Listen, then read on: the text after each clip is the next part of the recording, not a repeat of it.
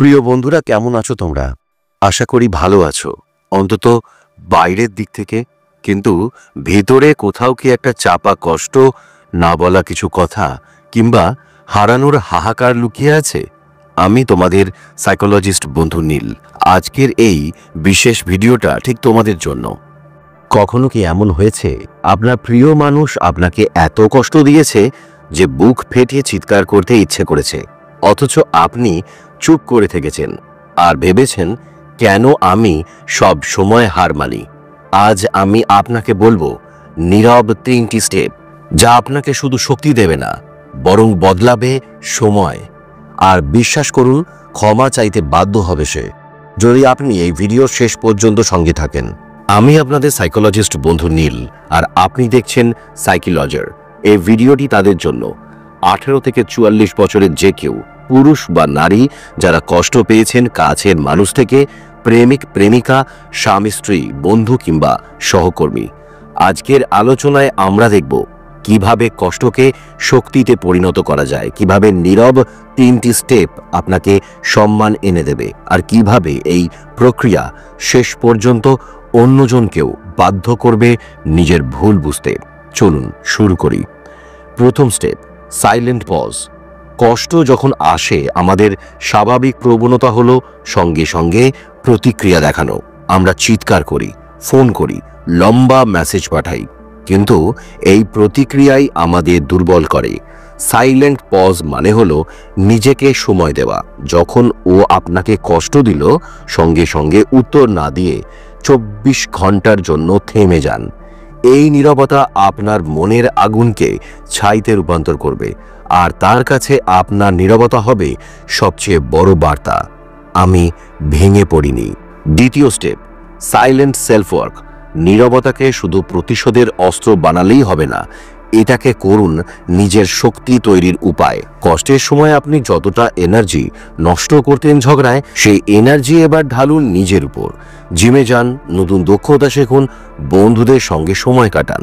ও ভাববে আপনি হয়তো তাকে নিয়ে কষ্টে ডুবে আছেন, অথচ আপনি প্রতিদিন শক্তিশালী হচ্ছেন।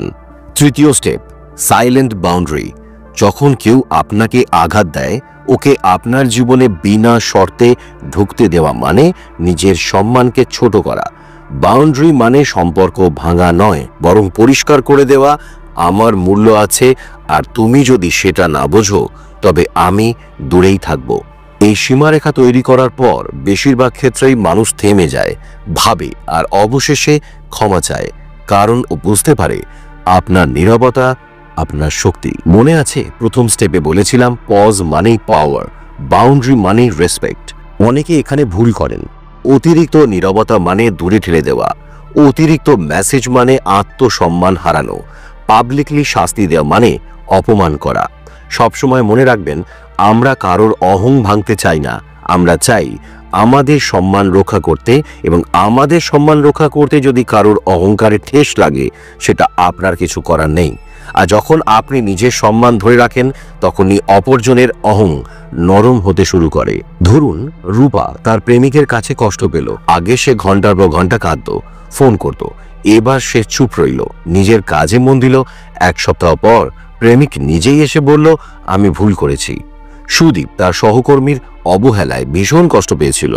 প্রতিক্রিয়া না দিয়ে সে শুধুমাত্র সীমারেখা তৈরি করলো, অপ্রয়োজনীয় কথোপকথন কমিয়ে দিল। কিছুদিন পর সহকর্মী বুঝল সম্পর্কের ভাঙন তৈরি হচ্ছে, আর ক্ষমা চাইতে বাধ্য হলো। এই গল্পগুলো প্রমাণ করে নীরব শক্তি আসলেই কাজ করে। তাহলে মনে রাখুন, স্টেপ 1, সাইলেন্ট পজ, প্রতিক্রিয়াকে থামান। স্টেপ 2, সাইলেন্ট সেলফ ওয়ার্ক, কষ্টকে নিজের উন্নতিতে ঢালুন। স্টেপ 3, সাইলেন্ট বাউন্ডারি, সীমারেখা তৈরি করে সম্মান ধরে রাখুন। এটাই হলো নীরব শক্তি, যে শক্তি অন্যের অহং গলায় আর আপনাকে করে মুক্ত। এখন আপনার জন্য একটা ছোট চ্যালেঞ্জ। এই সপ্তাহে যখনই কষ্ট পাবেন, সঙ্গে সঙ্গে প্রতিক্রিয়া না দিয়ে একবার সাইলেন্ট পজ চেষ্টা করুন। তারপর কমেন্টে লিখুন আপনার অভিজ্ঞতা কেমন হলো। স্টেপ 4, কষ্টের মুহূর্তে সঙ্গে সঙ্গে প্রতিক্রিয়া না দিয়ে থেমে যান। এই নীরবতা হলো আপনার প্রথম ঢাল। প্রতিক্রিয়া না দিলে অপরজন বিভ্রান্ত হয়, ভাবে কেন ও চুপ। আপনি শান্ত থাকেন, সম্মান রক্ষা করেন। স্টেপ 5, কষ্টে শরীরের ভিতর থেকে কেঁপে ওঠে 5 মিনিট ডিপ ব্রিদিং করুন। এতে মানসিক ভারসাম্য ফিরে আসবে আর আপনি আর চিৎকারের প্রয়োজন বোধ করবেন না। অপরজন দূর থেকে দেখবে আপনি নিয়ন্ত্রিত, অটল। স্টেপ 6, নিজেকে প্রশ্ন করুন, ও কেন এমন করলো? প্রতিটি শব্দ লিখে ফেলুন ডায়েরিতে। নীরবে বিশ্লেষণ করলে আপনি বুঝবেন সমস্যার মূলটা কোথায়।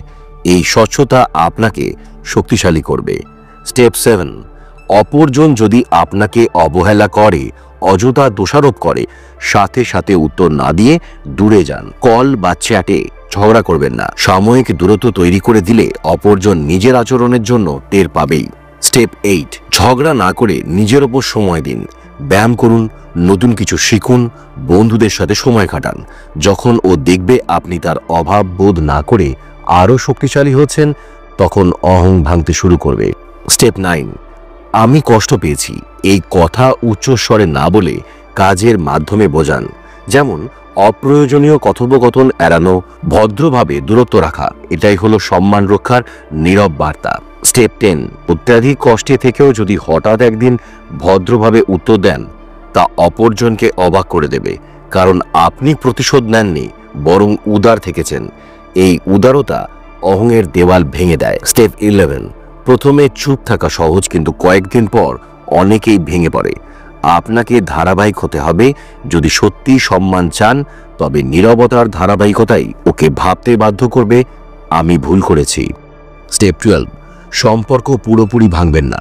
ওর সামনে থাকুন, কিন্তু নিজের মতো। আপনি কাজ করছেন, হাসছেন, বাঁচছেন, এটাই নীরব উপস্থিতির শক্তি।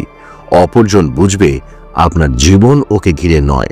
ফাইনালি, সবচেয়ে বড় স্টেপ হলো ভিতরে ক্ষমা করা।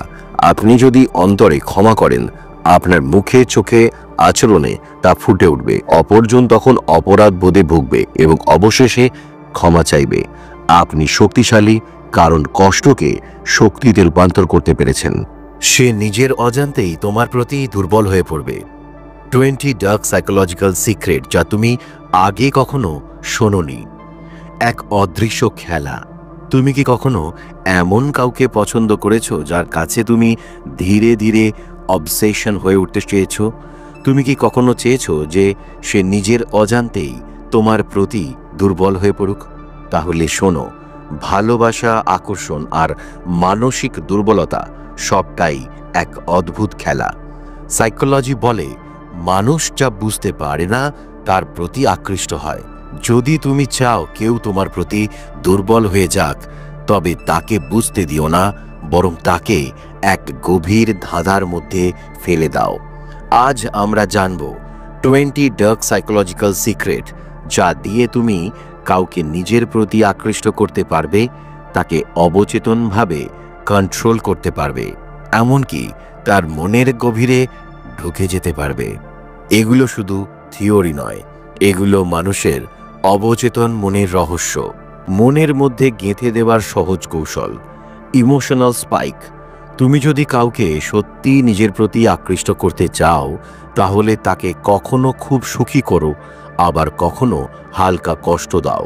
সে বুঝতেই পারবে না কেন সে তোমাকে ভুলতে পারছে না। এই পদ্ধতিটা হলো এক ধরনের ইমোশনাল রোলার কোস্টার, যেখানে তুমি কখনো তার কাছে থাকো, কখনো দূরে চলে যাও। আর যদি মনে হয় ভিডিওটি কারো কাজে আসতে পারে, শেয়ার করুন, লাইক, সাবস্ক্রাইব করতে ভুলবেন না, কারণ আপনার প্রতিটি সাপোর্ট আমার আরও শক্তি বৃদ্ধি করে। আজ এটুকুই। আবার দেখা হবে কালকের ভিডিওতে। আমি তোমাদের সাইকোলজিস্ট বন্ধু নীল। সবাই খুব ভালো থেকো, সুস্থ থেকো। টাটা।